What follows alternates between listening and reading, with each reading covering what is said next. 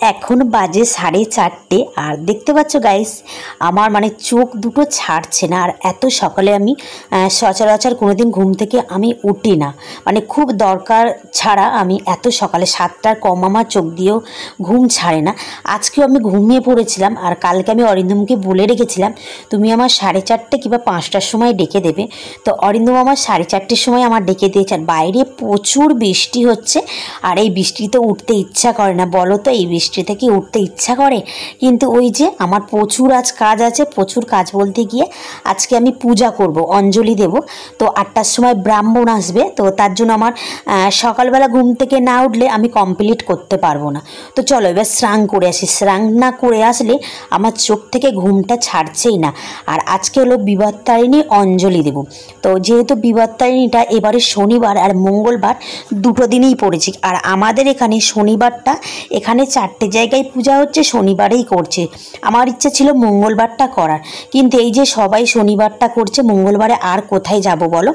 ওই জন্য আমিও শনিবারটাই পূজাটা সেরে নিলাম। আর প্রত্যেক বছরই করি, এবছরটা না করলে একটা মনের মধ্যে কেমন যেন একটা হয়, কেননা ছোট্টবেলায় থেকে করে আসছি। আর আজকে শনিবার, তো আজকে আমার আবার মিটিং আছে, তো মিটিং আছে 11টার সময়, সেখানেও যেতে হবে। কিন্তু দেখো বাইরে বৃষ্টি পড়েই যাচ্ছে, মানে কাল থেকে একটু বৃষ্টি থামছে না। তো এই বৃষ্টি মাথায় নিয়ে যেতেই হবে। আর কি বলো তো, এমন একটা জায়গায় আমাদের মিটিং হয়, ওখানে সচরাচর গাড়ি পাওয়া যায় না, খুব কম গাড়ি পাওয়া যায়। তো আজকে অরিন্দমেই আমার বেশিরভাগ দিয়ে আসে এই 4 স্যাটারডের মিটিং হলে। তো যেহেতু আজকে তো প্রচুর বৃষ্টি হচ্ছে, অরিন্দমকেও আমি নিয়ে যাব না, কেননা আমার শ্বশুরমশাইয়ের খুবই শরীর খারাপ। এবার ও কি জলে ভিজে ওরও শরীর খারাপ হবে, তার জন্য আমি বলছি তুমি থাকো, আমরা সবাই মিলে একটা অটো ভাড়া করা হয়েছে, তো সেখানে যাব। কি বলো তো, অটো ভাড়া করা যায় কিন্তু একজন পিছু 120 টাকা করে নেয়। তো সত্যি কথা বলতে গিয়ে খুবই গায়ে লাগে। তো এবারে কিছু করার নেই, মানে ওই দায়ে পড়ে অটো ভাড়াটা করতে হয়েছে। আর এখানে দেখো মা কালকে দুল্প তুলে রেখে দিয়েছে। কালকে মাকে বলেছিলাম দুল্পগুলো তুমি তুলে রাখবে, কেননা অনেকটা কাজ আগিয়ে থাকবো। আমি সকালবেলা উঠে মাথা টাতাগুলো ঘষে নিয়েছি, নিয়ে আমার গিয়ে ঠাকুরটাকে দেবো। আর সকাল থেকে কারেন্টটা যে কতবার যাওয়া আসা করলো তোমাদেরকে কি বলবো। তো ডোরগুলো মা বেঁধেও রেখেছিল, কালকে অনেকটা হেল্প করে দিয়েছে মা। আমি শুধু এই দুল্পগুলো নিয়ে ওই একটা করে গিট বাঁধবো। আর কি বলো তো, বৃষ্টি পড়ছে তো আমার কিচ্ছু ভালো লাগছে না, এই বৃষ্টি হলে না কিছুই ভালো লাগছে না।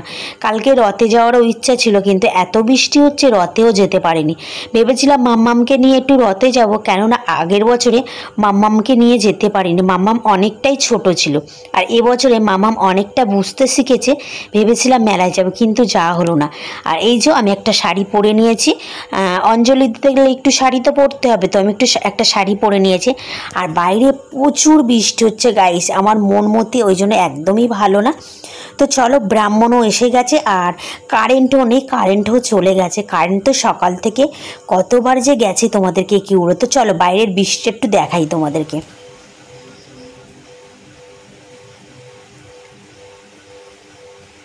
আর এখানে আমি সব রকম 13 রকম ফল আমি কেটে নিয়েছি, যেহেতু আজকে 13 রকম ফল লাগে, তো 13 রকম ফল আমি কেটে নিয়েছি। তো চলে এসে আমি রেডি হয়ে নিয়েছি, কেননা বাড়িতেই বাজে 10টা 40, মানে 11টা বাজতে যায়। আর আজকে কিন্তু আমাদের স্বাস্থ্য ভবন থেকে লোক আসবে, তো 11টার মধ্যেই আমাদের মিটিংয়ে যেতে বলেছে।